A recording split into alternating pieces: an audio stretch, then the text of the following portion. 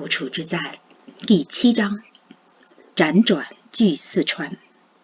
第1集，林浩恩搭美军飞虎队运输机，先到成都，再到重庆，走到父母家一栋英式小楼经纶屋前。他按门铃，女佣不认识他，不让他进屋。刚好父母坐福特小汽车回家，女佣连忙道歉。母亲准备安排儿子浩恩相亲。2天后清晨，董梦红安排林浩恩搭美军飞虎队 C-46 运输机到成都太平寺机场。浩恩按官价付了旅费，很多人想出几倍的价钱，也搭不上军用飞机。到成都后，浩恩在机场附近美军帐篷里免费借宿一晚。次日上午，他搭便机去重庆，在白石驿机场降落。这次飞虎队没有收他的搭机费，因昨晚他参与飞机检修，发现隐蔽机械故障，并排除。机长让他免费搭机作为酬谢，并主动提出到重庆后派车送他回家。浩恩没有惊动父母来接他，也没有告诉自己抵达重庆的时间。他准备突然出现在父母面前，让二老亲眼见证神迹伴随着信耶稣的人。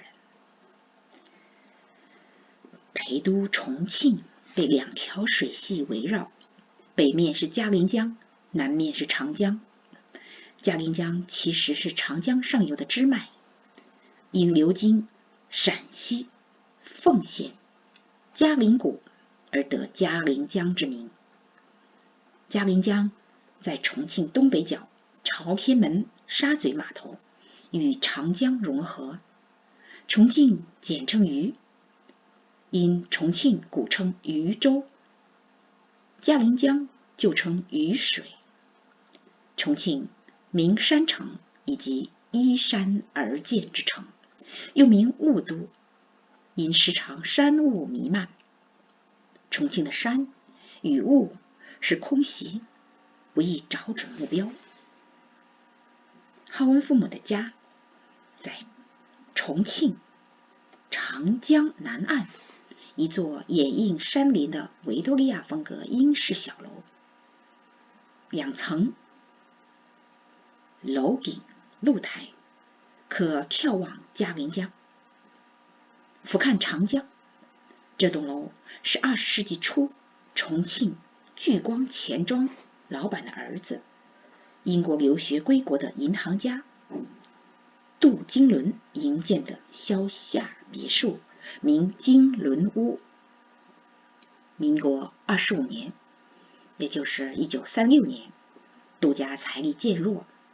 杜金伦去世前几个月，适逢浩恩的父亲林志信来重庆筹办开办汇通银行分号，想找一栋合适的住宅买下。杜金伦就把金伦屋转让给老朋友林志信，好用卖楼的钱把小儿子送到美国读书。把房子卖给林志信，杜金伦心里也舒服些。他知道林志信夫妇会妥善打理这座他费了很多心血的小楼。以林家人的品行，将来杜家儿孙想回这座房子怀旧一番，想必林家是不会拒绝的。夜幕降临时，浩恩从白石驿机场搭美军吉普车到达位于重庆南岸的父母家。父母住的金伦屋小楼，在他心里并不觉得是自己的家，他从未来过。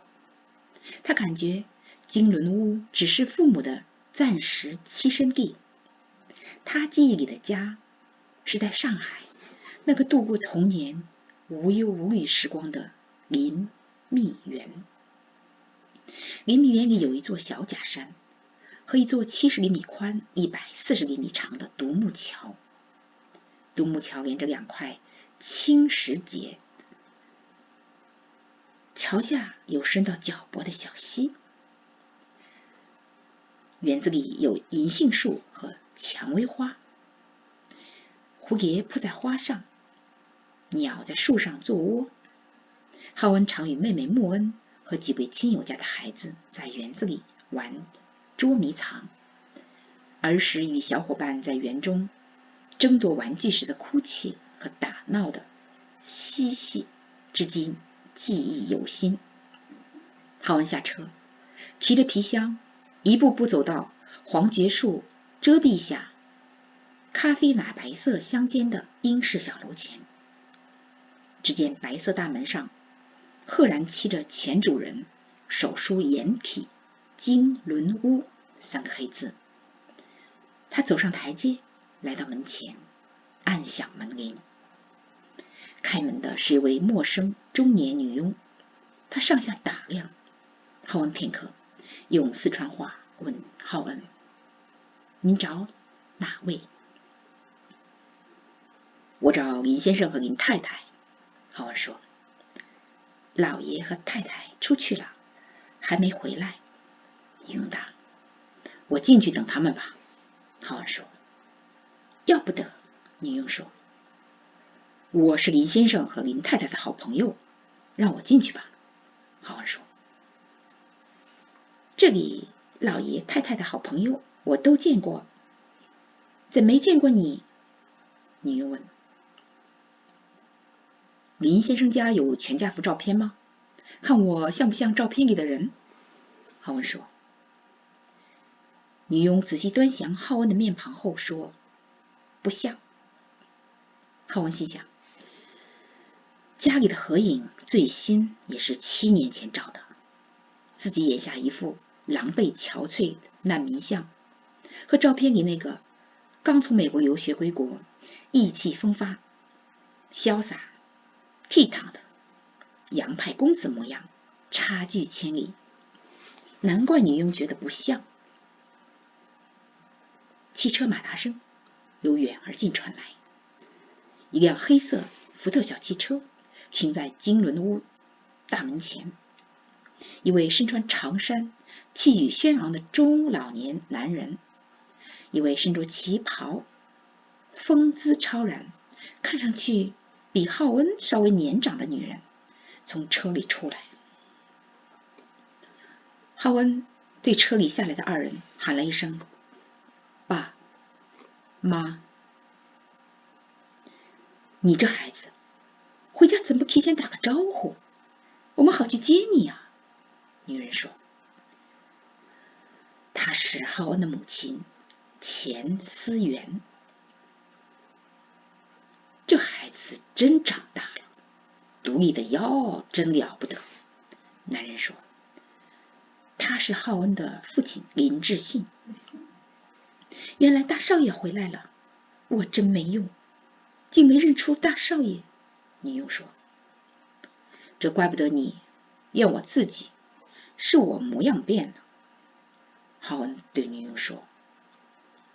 “浩恩，你要在家好好调养，这样子怎么去相亲啊？”钱思媛说。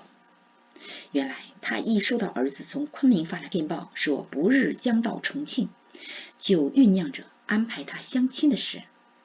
现在看见儿子的难民相，脱口而出这话。